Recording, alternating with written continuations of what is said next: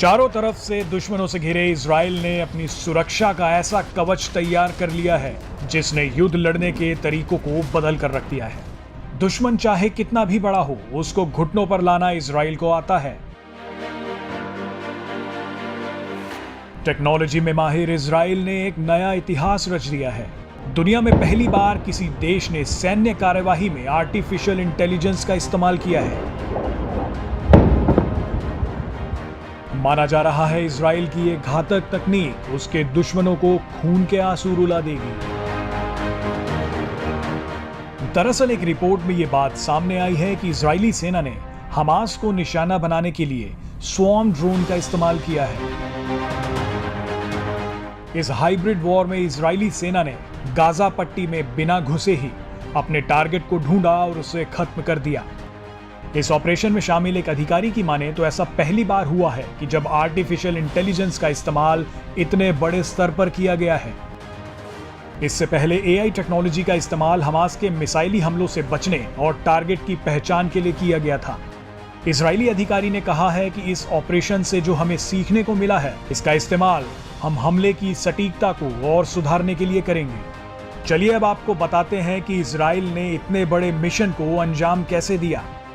Gaza पट्टी पर सही तरह से हमला करने के लिए इजराइल ने ह्यूमन इंटेलिजेंस और जियोग्राफिकल डाटा इकट्ठा किया और उस पर खूब रिसर्च की, जिसके बाद सैटेलाइट इमेजरी, सेंसर और कई दूसरी चीजों के बेस पर गाजा का एक 3D मैप तैयार किया गया।